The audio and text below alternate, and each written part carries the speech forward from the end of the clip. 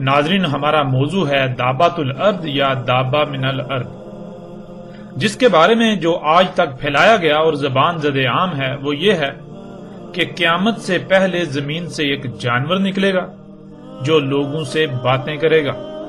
زمین سے جانور کا نکلنا قیامت کی سب سے آخری اور بڑی علامات میں سے ایک ہے، اور یہ جانور سورج کے مغرب سے طلوع ہونے کے بعد نکلے گا۔ جب یہ جانور نکلے گا تو تب توبہ کا دروازہ بند ہو چکا ہوگا، یعنی سورج کا مغرب سے طلوع ہونا توبہ کا دروازہ بند ہونا ہے، اور جب سورج مغرب سے نکل چکا ہوگا اور توبہ کا دروازہ بند ہو چکا ہوگا تو اس کے بعد یہ جانور زمین سے نکلے گا اور لوگوں سے باتیں کرے گا۔ لیکن ناظرین، حقیقت کیا ہے؟ اس پر ہم الحمدللہ اللہ کے فضل سے ہر پہلو سے اور ہر لحاظ سے اس طرح کھول کر بات کریں گے کہ حق روز روشن کی طرح کھل کر واضح ہو جائے۔ اب آتے ہیں اپنے موضوع کی طرف۔ دابۃ الارض یا دابہ من الارض سب سے آخری اور بڑی علامات اور اشراط الساعۃ میں سے ایک ہے۔ علامات الساعۃ کی سب سے آخری علامت عیسیٰ ابن مریم علیہ السلام کی بعثت ہے۔ عیسیٰ ابن مریم علیہ السلام کی موجودگی میں ایک عظیم واقعہ رونما ہوگا جو کہ ایک عظیم عذاب ہوگا، جسے اللہ سبحانہ و تعالیٰ نے قرآن میں القاریہ کہا ہے، جو کہ تاریخ انسان کی مجموعی طور پر 5ویں اور آخری ایٹمی تباہی ہوگی، یعنی عالمی ایٹمی جنگ۔ اس کی تفصیل بھی انشاءاللہ اللہ کے فضل سے آئندہ ایک ساتھ میں آئے گی۔ عیسیٰ ابن مریم علیہ السلام جو کہ علامات الساعۃ الکبریٰ میں سے سب سے آخر پر ہیں، ان سے پہلے دخان ہیں، اور دخان سے پہلے دابۃ الارض، یوں یعنی دابۃ الارض علامات الساعۃ الکبریٰ میں تیسری آخری علامت ہے۔ ناظرین، آگے بڑھنے سے پہلے یہاں کچھ الفاظ کو سمجھنا بہت ضروری ہے، کیونکہ ان الفاظ کے غلط تراجم و معنی ایسے پھیلا دیے گئے کہ نہ صرف وہ اتنے عام ہو گئے کہ زبان زد عام ہو گئے، بلکہ اس وجہ سے حق چھپ گیا، یوں اکثریت حق کو سمجھنے سے محروم ہو گئی۔ ان میں پہلا لفظ ہے الساعۃ۔ ناظرین، قرآن میں مجموعی طور پر 36 مقامات پر 40 بار اس لفظ کا استعمال ہوا ہے۔ یہاں یہ بات ذہن میں رہے، لفظ الساعۃ کی بات ہو رہی ہے، نہ کہ صرف سات کی۔ الساعۃ اور سات میں کیا فرق ہے، اس پر بھی آگے بات ہوگی۔ پہلے اس پر بات کریں گے کہ آج تک اس لفظ کا کیا ترجمہ کیا جاتا رہا۔ ناظرین، آپ قرآن کے جتنے بھی تراجم و تفاسیر ہیں انہیں اٹھا کر دیکھ لیں تو آپ کو تقریباً ہر جگہ پر لفظ الساعۃ کا ترجمہ قیامت ہی ملے گا۔ مثلا کچھ مقامات کو ہم آپ کے سامنے رکھتے ہیں اور پھر فیصلہ آپ خود کیجئے گا کہ قرآن کے ساتھ کتنا بڑا کھلواڑ کیا گیا، کہ کیسے قرآن کو تراجم کی صورت میں بدلا گیا۔ ناظرین، ہم وقت کی قلت اور کم وقت میں موضوع کو مکمل کرنے کی غرض سے مکمل آیات کا ترجمہ بیان نہیں کریں گے، بلکہ ہم آیات میں صرف انہی مقامات کا ترجمہ بیان کریں گے جہاں لفظ الساعۃ کا استعمال ہوا ہے۔ اس وقت آپ سکرین پر دیکھ سکتے ہیں سورہ یوسف آیت نمبر 107، جس میں لفظ الساعۃ کا ذکر ہوا ہے، اور مترجم ہے مفتی محمد نعیم۔ وہ لکھتے ہیں، اور ان پر اچانک قیامت واقع ہو جائے۔ پھر مفتی تقی عثمانی لکھتے ہیں، یا ان پر قیامت اچانک ٹوٹ پڑے۔ امین حسن اصلاحی لکھتے ہیں، کوئی آفت یا قیامت ہی اچانک آدم کے۔ نگہت ہاشمی، یا اچانک ان پر قیامت ہی آ جائے۔ ابو العلا مودودی، یا بے خبری میں قیامت کی گھڑی اچانک ان پر نہ آ جائے۔ احمد رضا خان، یا قیامت ان پر اچانک آ جائے۔ احمد علی، یا اچانک قیامت ان پر آ جائے۔ فتح محمد جالندری، یا ان پر ناگہاں قیامت آ جائے۔ طاہر القادری، یا ان پر اچانک قیامت آ جائے۔ علامہ جوادی، یا اچانک قیامت آ جائے، محمد جوناگڑھی، یا ان پر اچانک قیامت ٹوٹ پڑے، محمد حسین نجفی، یا اچانک ان کے سامنے اس حال میں قیامت آ جائے، محمود الحسن، یا آ پہنچے قیامت، اشرف علی تھانوی، یا ان پر اچانک قیامت آ جاوے۔ اس طرح ناظرین اگلی آیت سورہ نحل کی آیت نمبر 77، مفتی محمد نعیم، اور جہاں تک قیامت کے واقع ہونے کا معاملہ ہے تو وہ پلک جھپکنے جتنا ہے، مفتی تقی عثمانی، اور قیامت کا معاملہ آنکھ جھپکنے سے بھی زیادہ نہیں ہوگا، امین احسن اصلاحی، اور قیامت کا معاملہ بس آنکھ جھپکنے کی طرح یا اس سے بھی جلد تر ہوگا، نگہت ہاشمی، اور قیامت کا معاملہ پلک جھپکنے جیسا ہے، ابو العلا مودودی، اور قیامت کے برپا ہونے کا معاملہ کچھ دیر نہ لے گا، احمد رضا خان، اور قیامت کا معاملہ نہیں مگر جیسے ایک پلک کا مارنا، احمد علی، اور قیامت کا معاملہ تو ایسا ہے جیسا آنکھ کا جھپکنا، فتح محمد جالندری، قیامت کا آنا یوں ہے جیسے آنکھ کا جھپکنا، طاہر القادری، اور قیامت کے بپا ہونے کا واقعہ اس قدر تیزی سے ہوگا جیسے آنکھ کا جھپکنا، محمد جوناگڑھی، اور قیامت کا امر تو ایسا ہی ہے جیسے آنکھ کا جھپکنا، محمد حسین نجفی، اور قیامت کا حکم تو صرف ایک پلک جھپکنے کے برابر یا اس سے بھی قریب تر ہے، محمود الحسن، اور قیامت کا کام تو ایسا ہے جیسے لپک نگاہ کی یا اس سے بھی قریب، اشرف علی تھانوی، اور قیامت کا معاملہ بس ایسا جھٹ پٹ ہوگا جیسے آنکھ کا جھپکنا۔ اس طرح ناظرین سورہ الکہف کی آیت نمبر 36، مفتی محمد نعیم، اور نہ میں یہ خیال کرتا ہوں کہ قیامت برپا ہوگی، مفتی تقی عثمانی، اور میرا یہ خیال ہے کہ قیامت کبھی نہیں آئے گی، امین احسن اصلاحی، اور میں قیامت کے آنے کا بھی گمان نہیں رکھتا، نگہت ہاشمی، اور میں نہیں سمجھتا کہ قیامت بھی قائم ہونے والی ہے، ابو العلا مودودی، اور مجھے توقع نہیں کہ قیامت کی گھڑی کبھی آئے گی، احمد رضا خان، اور میں گمان نہیں کرتا کہ قیامت قائم ہو، احمد علی، اور میں قیامت کو ہونے والی خیال نہیں کرتا، فتح محمد جالندری، اور نہ خیال کرتا ہوں کہ قیامت برپا ہو، طاہر القادری، اور نہ ہی یہ گمان کرتا ہوں کہ قیامت قائم ہوگی، علامہ جوادی، اور میرا گمان بھی نہیں ہے کہ کبھی قیامت قائم ہوگی، محمد جوناگڑھی، اور نہ میں قیامت کو قائم ہونے والی خیال کرتا ہوں، محمد حسین نجفی، اور میں خیال نہیں کرتا کہ کبھی قیامت برپا ہوگی، محمود الحسن، اور نہیں خیال کرتا ہوں کہ قیامت ہونے والی ہے، اشرف علی تھانوی، اور میں قیامت کو خیال نہیں کرتا کہ آئے گی۔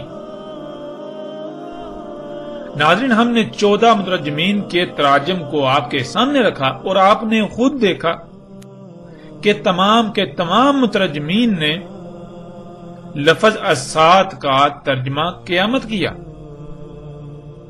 اور ہم آپ کو پہلے ہی بتا چکے کہ قرآن میں مجموعی طور پر 36 مقامات پر 40 بار اس لفظ یعنی الساعۃ کا ذکر ہوا ہے۔ اور ناظرین آپ تمام کے تمام مقامات کو اٹھا کر دیکھ لیں، آپ کو ان تمام کے تمام مترجمین کا ترجمہ یہی ملے گا، یعنی الساعۃ کا ترجمہ قیامت ہی ملے گا۔ اب ناظرین سوال یہ پیدا ہوتا ہے کہ اگر لفظ الساعۃ کا معنی قیامت ہی تھا یا اس سے مراد قیامت ہی تھا تو پھر کیا اللہ سبحانہ و تعالیٰ کو اس کا علم نہ تھا کہ یہاں قیامت کا ذکر کرنا مقصود ہے، لیکن اللہ سبحانہ و تعالیٰ یہاں لفظ الساعۃ کا استعمال کر رہا ہے؟ اور ناظرین یہ نقطہ ہم نے آپ کے سامنے اس لیے رکھا کیونکہ آپ یہ جان کر چونک جائیں گے کہ اللہ سبحانہ و تعالیٰ نے قرآن میں لفظ قیامت کا بھی استعمال کیا ہے، بلکہ قیامت پر تو پوری ایک سورۃ القیامہ بھی قرآن میں موجود ہے۔ یعنی اللہ سبحانہ و تعالیٰ نے قرآن میں یہ دونوں الفاظ الگ الگ استعمال کیے، الساعۃ اور القیامہ۔ اور ناظرین آپ قرآن میں تلاش کر سکتے ہیں، آپ کو لفظ القیامہ قرآن میں متعدد مقامات پر ملے گا۔ جبکہ دونوں الگ الگ الفاظ ہیں تو پھر ایسا کیوں کیا گیا کہ ان دونوں کے معنی ایک ہی بنا دیے گئے، ان دونوں کا ایک ہی ترجمہ کر دیا گیا؟ لفظ الساعۃ کا بھی ترجمہ قیامت اور قیامہ کا ترجمہ بھی قیامت۔ ناظرین بہت سے لوگوں کے نزدیک یہ ایک معمولی غلطی ہو سکتی ہے، یا پھر وہ یہ بھی سوچ رہے ہوں گے کہ اس سے کیا فرق پڑتا ہے، یہ تو معمولی بات ہے، لیکن وہ یہ نہیں جانتے کہ جسے وہ معمولی سمجھ رہے ہیں وہ معمولی نہیں ہے بلکہ غیر معمولی حیثیت و اہمیت کی حامل ہے۔ اس کے نقصانات کیا ہیں ہم آپ پر واضح کیے دیتے ہیں۔ سب سے پہلی بات یہ کہ آپ نے قرآن میں یہ تو پڑھا ہوگا کہ اللہ الحکیم ہے، یعنی اللہ کا ایک اسم الحکیم ہے، اور یہ لفظ قرآن میں متعدد مقامات پر آیا ہے۔ حکیم حکمہ سے ہے، اور حکمہ کہتے ہیں فیصلے کو، یعنی کیا، کب، کیوں، کتنا اور کیسے وغیرہ ایسے تمام سوالات کے جوابات کو حکمہ، اور جس کے پاس ان سوالات کے جوابات کا علم ہو وہ حکیم کہلاتا ہے۔ ناظرین اسے ایک مثال سے سمجھ لیتے ہیں۔ مثلا آپ پلاؤ بنانا چاہتے ہیں، پلاؤ بنانے کے لیے کیا کیا درکار ہے؟ مثلا آگ، برتن، گھی، چاول، گوشت، پیاز، نمک، مرچ، مسالے اور پانی وغیرہ، یہ سب علم کہلاتا ہے۔ اور اب یہ فیصلہ کرنا کہ ان اشیاء کا کب، کیوں، کتنا اور کیسے استعمال کرنا ہے۔ مثلا سب سے پہلے کیا کرنا ہے، یعنی آگ جلانی ہے، کتنی جلانی ہے، اسی طرح کب برتن رکھنا ہے، کتنا گرم کرنا ہے، کیوں گرم کرنا ہے، اسی طرح باقی تمام اشیاء کب، کیوں، کتنی کتنی اور کیسے استعمال کرنی ہے کہ بہترین مطلوبہ شے یعنی پلاؤ بن جائے، اسے حکمہ کہتے ہیں۔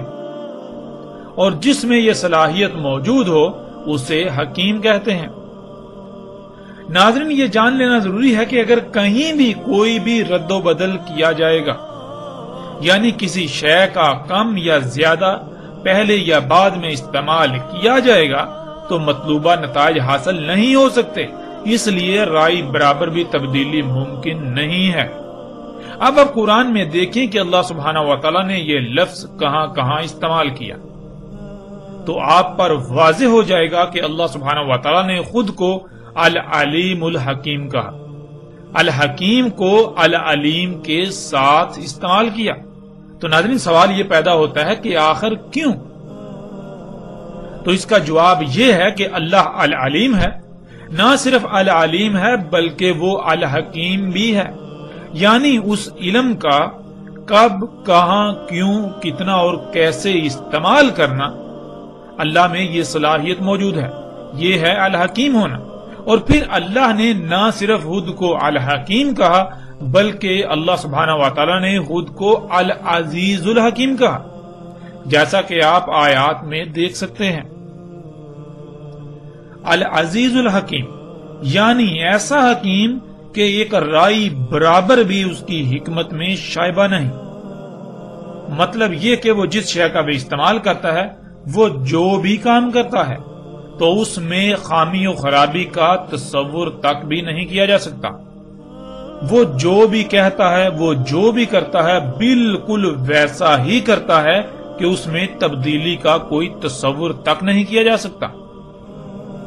یعنی اگر اس نے کوئی لفظ استعمال کیا ہے اور اس کے برعکس قرآن میں بالکل اس سے ملتا جلتا لفظ استعمال ہوتا ہے لیکن ان دونوں میں ایک باریک سا فرق ہے، تو اس فرق کو ضرور مد نظر رکھا جائے گا، کیونکہ اگر اس فرق کو مد نظر نہ رکھا تو یہ اللہ کے الحکیم ہونے کا کفر ہوگا۔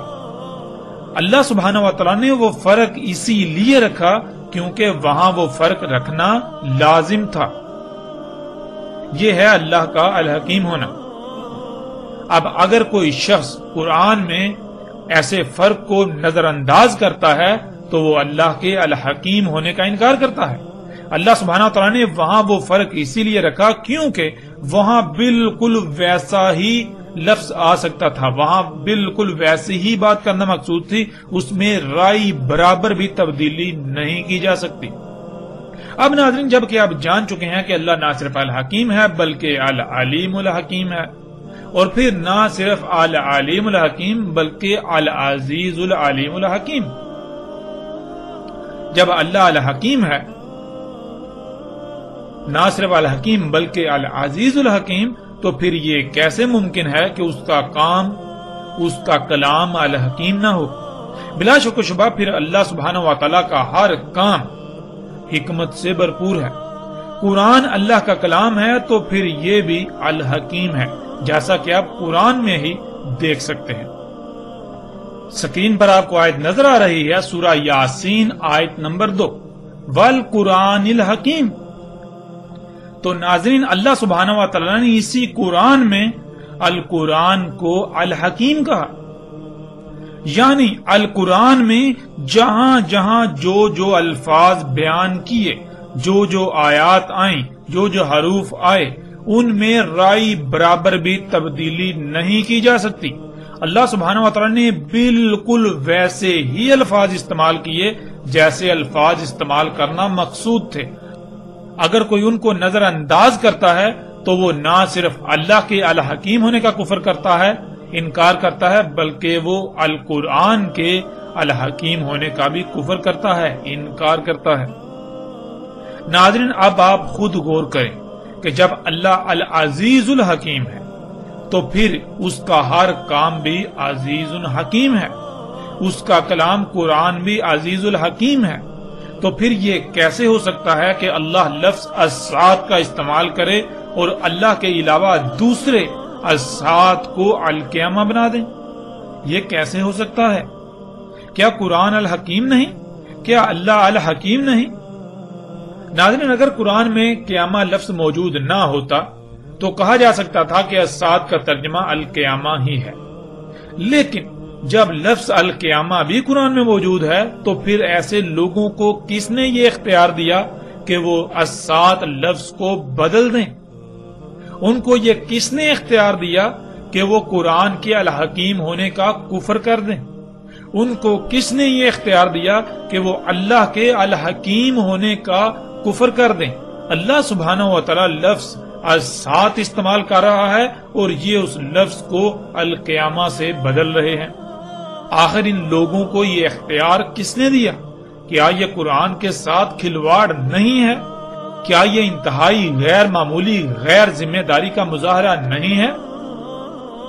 ناظرین، کیا آپ جانتے ہیں ایسا کرنا انسان کا یہ عملاً اس بات کا اقرار ہوتا ہے، اس کا عملاً یہ دعویٰ ہوتا ہے کہ اللہ الحکیم نہیں، اس کا کلام قرآن الحکیم نہیں ہے۔ جن جن لوگوں نے ایسا کیا انہوں نے عملاً اس بات کا اقرار کیا، عملاً اس بات کا دعویٰ کیا کہ اللہ الحکیم نہیں ہے، اللہ کا کلام قرآن الحکیم نہیں ہے۔ تو ناظرین، یہ ہے پہلا بڑا نقصان اس غلطی کا۔ یہ نقصان کتنا شدید ہے یہ آپ اس وقت ہی جان سکیں گے جب آپ اس کی گہرائیوں میں جائیں گے، اس میں غور و فکر کریں گے۔ اور ناظرین، اس کا دوسرا اور انتہائی تباہ کن نقصان یہ ہے کہ قیامت اللہ سبحانہ و تعالیٰ لائے گا، یعنی قیامت اللہ سبحانہ و تعالیٰ لائے گا، لیکن السات انسانوں کے اپنے ہی ہاتھوں سے کیے ہوئے اعمال کا بیانت نتیجہ ہوگا جس سے وہ دوچار ہوں گے۔ جب السات کو قیامت قرار دیا جاتا ہے تو پھر ہر شخص کے ذہن میں یہی بات ہوتی ہے کہ قیامت تو اللہ خود لائے گا، اس میں انسانوں کا کوئی عمل دخل نہیں۔ لیکن ناظرین، حقیقت یہ ہے کہ ایسا کہنا اللہ سبحانہ و تعالیٰ پر بہتان عظیم ہے، ایسا بہتان کہ آپ تصور بھی نہیں کر سکتے کہ اللہ اس بہتان پر کتنا غضبناک ہوتا ہے، اور اس بہتان سے کائنات میں تباہ کن نقصانات کا دروازہ کھل جاتا ہے۔ ناظرین، اس سے پہلے کہ ہم آگے بڑھیں دعوت الارض کے موضوع پر بات کرنے کے لیے باقی الفاظ کی طرف، ہم یہ جان لیں کہ السات کیا ہے۔ ناظرین اس میں اصل لفظ سات ہے اور سات کے شروع میں الف لام کا اضافہ ہے۔ سات کسے کہتے ہیں اسے ایک مثال سے سمجھ لیتے ہیں۔ مثلا ناظرین آپ کی کوئی شے خراب ہوگی اور آپ اسے مستری کے پاس لے کر جاتے ہیں۔ آپ مستری کو کہتے ہیں کہ اسے ٹھیک کر دو، تو مستری کہتا ہے ٹھیک کر دوں گا لیکن اس کے لیے اتنی قیمت اور اتنا وقت درکار ہے، یعنی یہ فلاں وقت پر بالکل ٹھیک ہو جائے گی۔ آپ کہتے ہیں ٹھیک ہے، میں اس وقت اسے لینے آ جاؤں گا، نہ ہی اس سے پہلے اور نہ ہی اس سے تھوڑا لیٹ ہوں گا۔ تو ناظرین وہ وقت جو اس مستری نے واضح کیا اسے عربی میں سات کہتے ہیں۔ مثلا جیسے کہ کھانا کب تک بن جائے گا، آگے سے جواب آتا ہے جی کھانا فلاں وقت تک بن جائے گا، تو کھانا جس وقت تیار ہو جائے گا وہ وقت سات کہلائے گا۔ ایسے ہی آپ درجنوں مثالیں لے سکتے ہیں۔ جیسے کوئی شخص ایسا کام کر رہا ہو جس کا نتیجہ تباہ کن ہو، آپ اسے پہلے ہی اس انجام سے متنبہ کر دیں کہ دیکھو یہ نہ کرو ورنہ وہ وقت آ جائے گا کہ تمہیں شدید ترین تباہی یا نقصان سے دوچار ہونا پڑے گا۔ تو وہ وقت جب اس تباہی کا آنا ہے جس سے آپ نے متنبہ کیا وہ سات کہلائے گا۔ اب ناظرین آتے ہیں لفظ السات کی طرف۔ سات کا تو آپ جان چکے، اور جب بھی عربی میں کسی لفظ کے ساتھ اس کے شروع میں الف لام کا اضافہ کیا جاتا ہے تو وہ بالکل ایسے ہی ہوتا ہے جیسے انگلش میں کسی شے کے ساتھ دی یا دا لگایا جاتا ہے، یعنی کسی شے کو اسپیسیفائی کرنے کے لیے، مخصوص کرنے کے لیے۔ السات، سات کے ساتھ الف لام، یعنی کوئی مخصوص وقت ہے جس کا ذکر کیا جا رہا ہے، کوئی مخصوص گھڑی۔ اور وہ السات یعنی مخصوص وقت کیا ہے، اس کا اللہ سبحانہ و تعالیٰ نے قرآن میں جگہ جگہ تفصیل کے ساتھ ذکر کیا۔ اس پر تفصیل کے ساتھ آئندہ الگ موضوع کے تحت بات ہوگی، لیکن یہاں ہم مختصراً بیان کرتے ہوئے آگے بڑھیں گے۔ ناظرین اللہ سبحانہ و تعالیٰ نے قرآن میں یہ بالکل واضح کر دیا کہ اللہ نے زمین و آسمانوں میں میزان وضع کیا، میزان یعنی توازن قائم کیا۔ آپ اپنی ہی ذات میں غور و فکر کریں تو آپ پر واضح ہو جائے گا کہ کیسے آپ کے جسم میں ایک بہترین توازن قائم ہے۔ جب تک یہ توازن برقرار رہتا ہے تو جسم بالکل ٹھیک رہتا ہے، اور جیسے ہی اس توازن میں بگاڑ آتا ہے تو جسم میں خرابیاں ظاہر ہوتی ہیں جنہیں بیماریوں کا نام دیا جاتا ہے۔ ناظرین میزان کہتے ہیں جو شے جیسی جیسی درکار ہو بالکل ویسی ہی بنائی جائے، پھر ہر شے کو جو اس کا مقام ہے اس پر ایسے فٹ کر دیا جائے کہ ایک بہترین توازن قائم ہو جائے۔ جب تک وہ توازن برقرار رہے گا تو اس مشین میں کسی بھی قسم کی کوئی خرابی پیدا نہیں ہوگی، وہ بالکل ٹھیک رہے گی۔ اور جیسے ہی اس میں کوئی تبدیلی کی جائے گی تو اس میں قائم توازن بگڑ جائے گا، اس توازن میں بگاڑ پیدا ہوگا جس کا نتیجہ خرابیوں اور بالآخر تباہیوں کی صورت میں ظاہر ہوگا۔ ناظرین گزشتہ ایک ساتھ میں اس کی وضاحت ہو چکی۔ اللہ سبحانہ و تعالیٰ نے آسمانوں اور زمین کو بالکل ایک مشین کی مانند خلق کیا۔ تمام مخلوقات ایک مشین کے مختلف پرزوں کی مانند ہیں۔ جیسے ایک مشین میں تمام پرزے جب تک اپنے اپنے مقام پر رہتے ہوئے اپنی اپنی ذمہ داری پوری کریں گے تو وہ مشین بالکل ٹھیک رہے گی، بالکل ایسے ہی اللہ سبحانہ و تعالیٰ نے زمین اور آسمانوں میں لاتعداد مخلوقات کو خلق کر کے ان کے مقامات پر لگا دیا تاکہ وہ اپنی اپنی ذمہ داری پوری کریں، جس سے وضع کردہ توازن برقرار رہے۔ اللہ سبحانہ و تعالیٰ نے کہا تھا کہ اس نے پہاڑوں سے زمین کا توازن قائم کیا، اور سختی کے ساتھ کہا تھا کہ اللہ کی خلق میں تبدیلی نہ کرنا، اللہ کی خلق میں چھیڑ چھاڑ نہ کرنا، اللہ کی خلق میں فطرت میں مداخلت نہ کرنا، کیونکہ اللہ نے اپنی خلق میں تبدیلی کی گنجائش رکھی ہی نہیں ہے۔ اگر اللہ کی خلق میں تبدیلی کی جائے گی تو پھر اس میں بگاڑ پیدا ہوگا جس کا نتیجہ تباہیوں کی صورت میں سامنے آئے گا۔ ایسے ہی زمین کی مخلوقات ہوں، پھل پھول سبزیوں سمیت تمام کا تمام رزق ہو، ہواؤں اور بادلوں کا نظام ہو، زمین و آسمان میں لاتعداد چھپی ہوئی مخلوقات ہوں، ان میں چھیڑ چھاڑ کرنے، ان میں مداخلت کرنے، ان کے پیچھے پڑنے سے منع کیا، ان میں کسی بھی قسم کی تبدیلی کرنے سے منع کیا تھا، ورنہ اگر ان میں چھیڑ چھاڑ کی جائے گی تو ان میں بگاڑ پیدا ہوگا اور پھر نتیجتاً طرح طرح کی بیماریوں، مصیبتوں، تکلیفوں، زلزلوں، سیلابوں، طوفانوں اور تباہیوں کا سامنا کرنا پڑے گا۔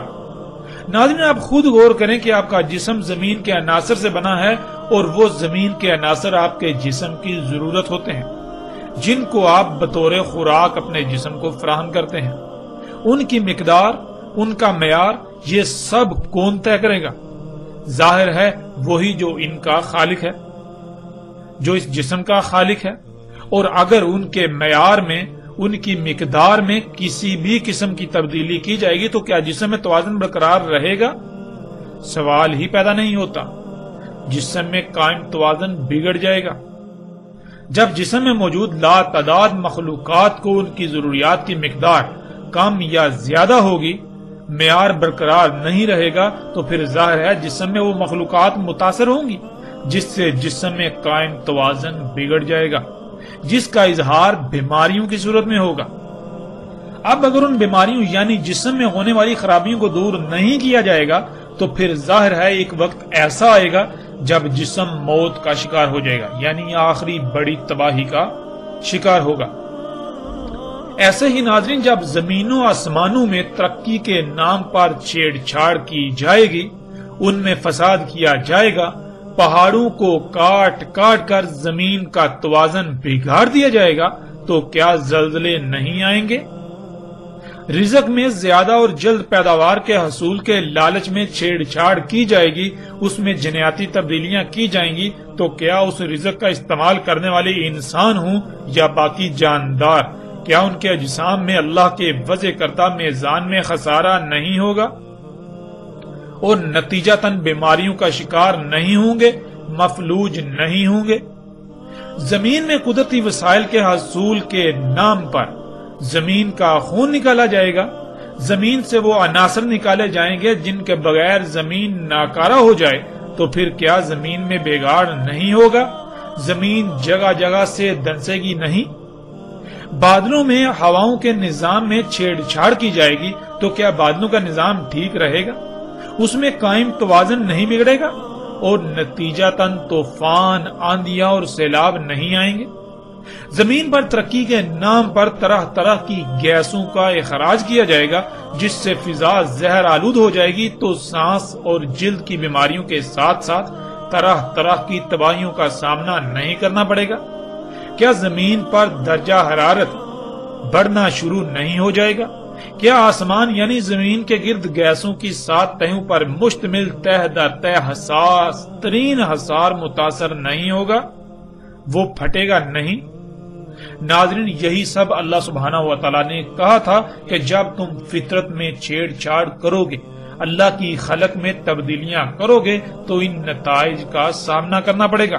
اور جیسے جب تک بیماری لا علاج نہیں ہوتی تب تک علاج ممکن ہوتا ہے، اس وقت تک علاج کر لیا جائے تو بیماری سے چھٹکارا مل جاتا ہے، ورنہ اگر وقت ہاتھ سے نکل جائے تو نہ صرف بیماری لا علاج ہو جاتی ہے بلکہ پھر آخری بڑے نتیجے کا سامنا کرنا پڑتا ہے جو جسم کو مکمل طور پر نکارہ بنا دیتا ہے، اور وہ موت ہے۔ بالکل اسی طرح ناظرین، آج آپ اپنی آنکھوں سے دیکھ رہے ہیں انسانوں کے اپنے ہی ہاتھوں سے کیے جانے والے مفسد اعمال، جنہیں وہ ترقی کا نام دیتے ہیں، ان کی وجہ سے دنیا میں طرح طرح کی بیماریاں، مصیبتیں، تکالیف، جنگ و جدل، سیلاب، طوفان، آندھیاں، زلزلے، زمین کا جگہ جگہ سے دھنسنا، زمین اور پہاڑوں کا ٹل جانا وغیرہ، کیا یہ سب رک جائے گا؟ نہیں، یہ اب لا علاج ہو چکا۔ اب یہ سب دن بدن بڑھتا ہی چلا جائے گا، یہاں تک کہ عنقریب ایسا زلزلہ آئے گا جو کہ انسانوں پر آخری عظیم ترین تباہی مسلط ہوگی، جس میں ایک بھی انسان نہیں بچے گا۔ اس تباہی کے مسلط ہونے کے وقت کو اللہ سبحانہ و تعالیٰ نے قرآن میں الساعۃ کہا۔ اب ناظرین، آپ خود غور کریں کہ کیا الساعۃ قیامت ہے؟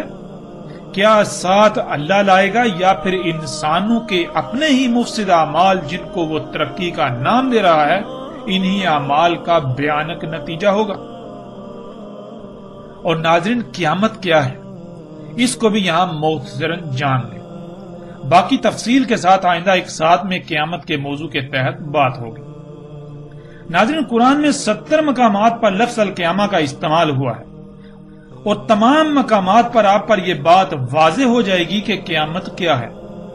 قیامت الساعۃ کے بعد یعنی عظیم زلزلے میں تمام کے تمام انسانوں کے خاتمے کے بعد، جب زمین انسانوں کے اپنے ہی ہاتھوں سے کیے ہوئے مفسد اعمال کے رد عمل کی وجہ سے انتہائی بھیانک صورت اختیار کر چکی ہوگی، انسانوں کے اعمال کے رد عمل جب آنا تھم جائیں گے، تب تمام انسانوں کو دوبارہ زندہ کیا جائے گا اور ان سے ان کے اعمال کی پرسش ہوگی اور بدلے کا سامنا کرنا ہوگا۔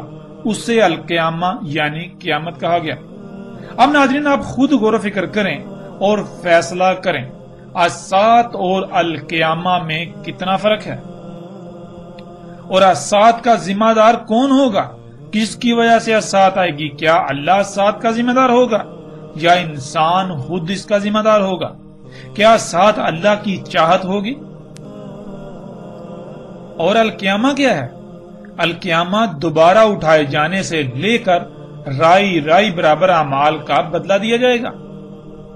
ناظرین، اب سوال یہ پیدا ہوتا ہے کہ کیا انسان ایسا چاہے گا یا پھر القیامہ اللہ کی چاہت ہوگی؟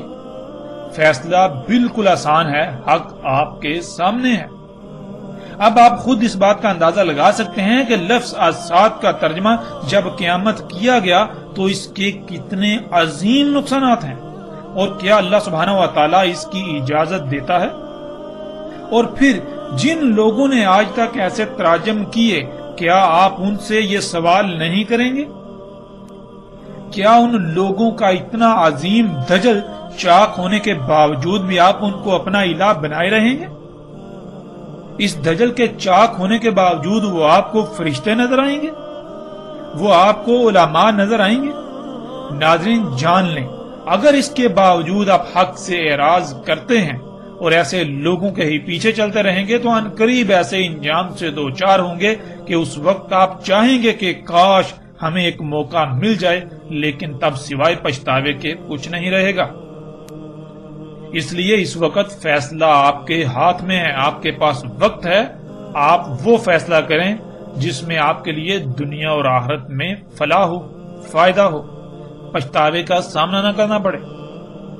ناظرین، لفظ الساعۃ کو آپ الحمدللہ جان چکے، اب آتے ہیں ان الفاظ کی طرف، اشراط اور علامات۔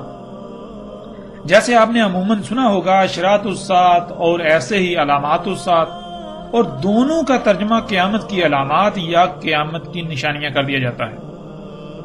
لفظ اشراط یہ جمع کا صیغہ ہے اور اس کا واحد شرط ہے۔ ناظرین، شرط کسے کہتے ہیں اسے ایک مثال سے سمجھ لیتے ہیں۔ مثلا پیاس بجھانے کے لیے پانی کا ہونا ضروری ہے، پانی کے بغیر پیاس کا بجھانا ناممکن ہے۔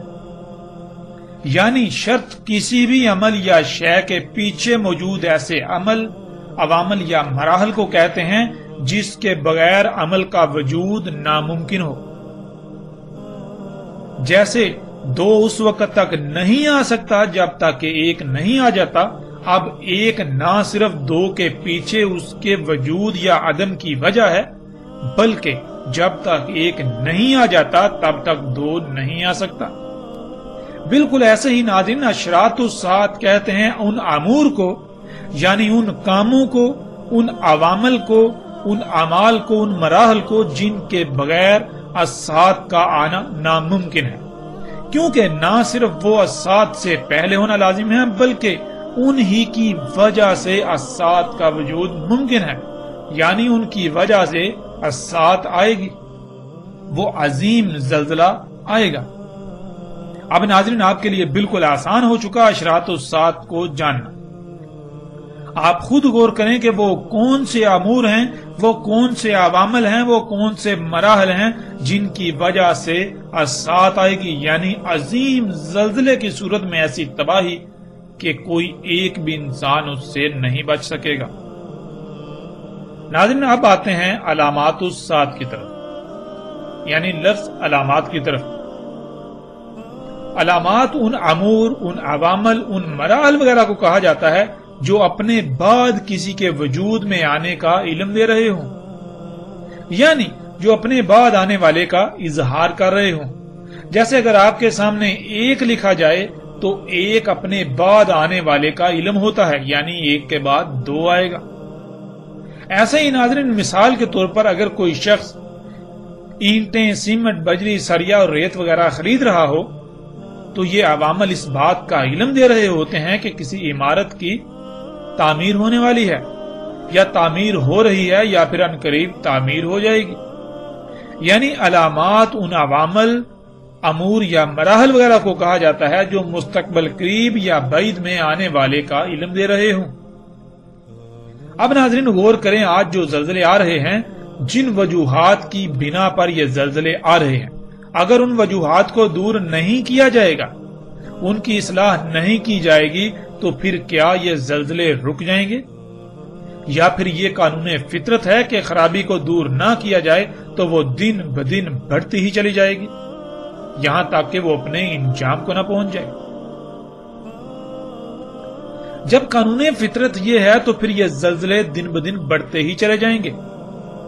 آج ان زلزلوں میں درجنوں، سینکڑوں، ہزاروں اور لاکھوں لوگ مر رہے ہیں، تو جیسے جیسے یہ زلزلے بڑھتے چلے جائیں گے تو اموات بھی بڑھتی چلے جائیں گی، یہاں تک کہ بڑھتے بڑھتے اتنا بڑا زلزلہ آئے گا کہ کوئی ایک انسان بھی اس زلزلے میں سے نہیں بچ پائے گا، جسے اسات کہا گیا۔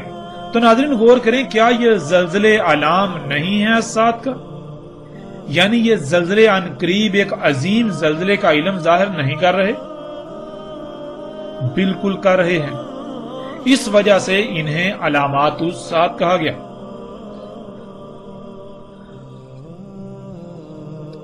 ناظرین اب آتے ہیں ہم اپنے موضوع کی طرف۔ ہمارا موضوع ہے دابۃ الارض یا دابہ من الارض، جو کہ ہم پیچھے بات کر چکے ہیں کہ دابۃ الارض یا دابہ من الارض کے بارے میں آج تک جو زبان زد عام ہے، جو پھیلا دیا گیا، وہ یہ ہے کہ قیامت کی آخری اور سب سے بڑی علامات میں سے ایک زمین سے جانور کا نکلنا، اور وہ جانور انسانوں سے باتیں کرے گا، اور وہ جانور اس وقت نکلے گا جب سورج مغرب سے طلوع ہو چکا ہوگا اور توبہ کا دروازہ بند ہو چکا ہوگا۔ سورج مغرب سے طلوع ہونے کے بعد، توبہ کا دروازہ بند ہونے کے بعد وہ جانور نکلے گا۔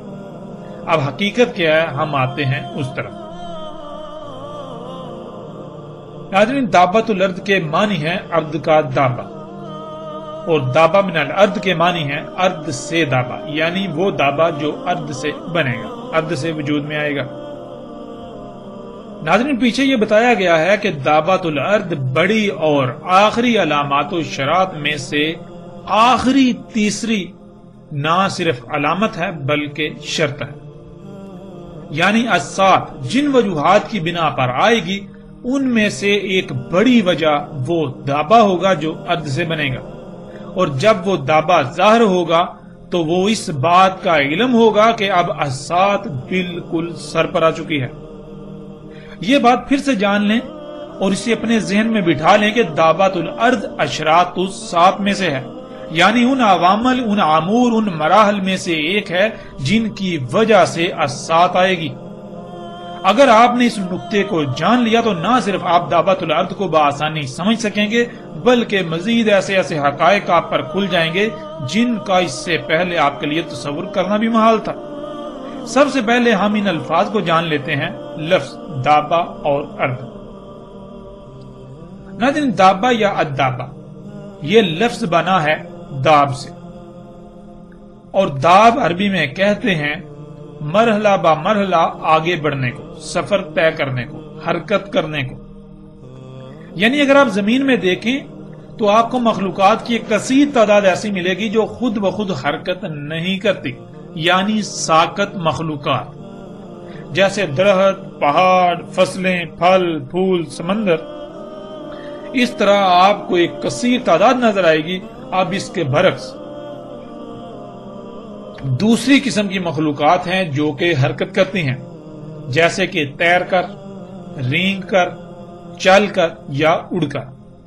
تو ناظرین یہ جتنی بھی حرکت کرنے والی مخلوقات ہیں انہیں دابہ کہا جاتا ہے، یعنی حرکت کرنے والی مخلوقات مرحلہ با مرحلہ سٹیپ بائی سٹیپ آگے بڑھنے والی مخلوقات، مرحلہ با مرحلہ سٹیپ بائی سٹیپ سفر طے کرنے والی مخلوقات۔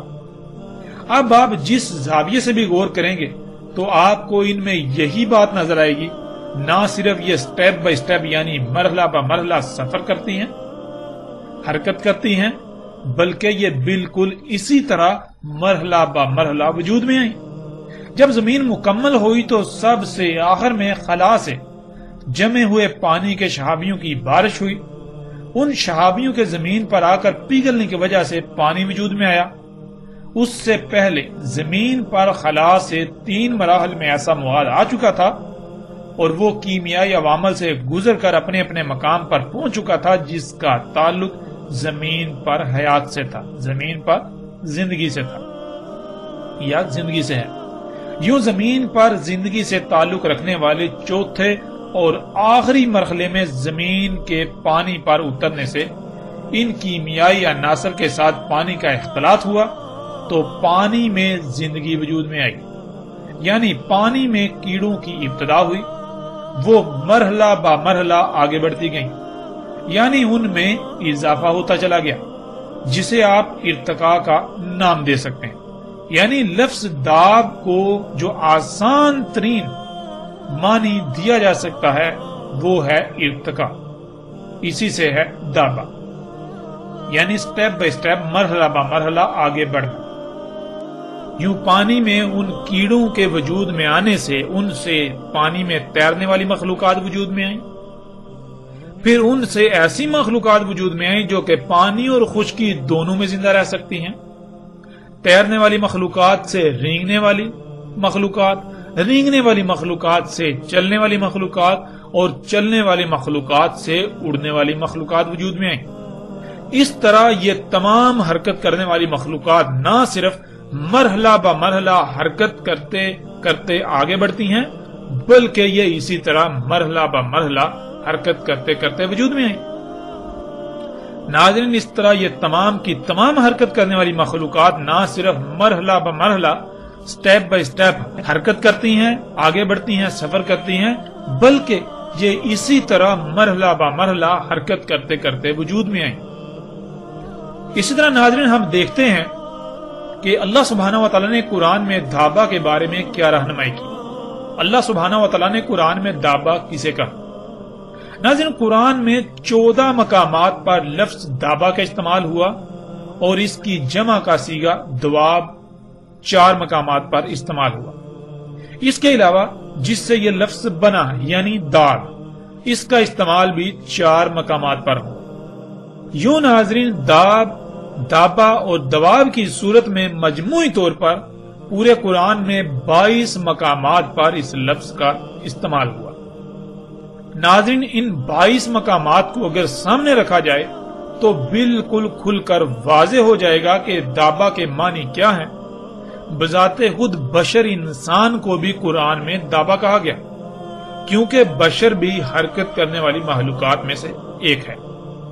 ناظرین، لفظ دابا کو سمجھنے کی غرض سے اور موضوع کی طوالت سے بچنے کے لیے ہم چند آیات پر بات کریں گے، باقی تمام آیات پر اِنَّا عَلَيْنَا بِيَانَهُ کے تحت قرآن پر آنے والی ایک ساتھ میں اس موضوع پر مکمل تفصیل کے ساتھ بات کریں گے۔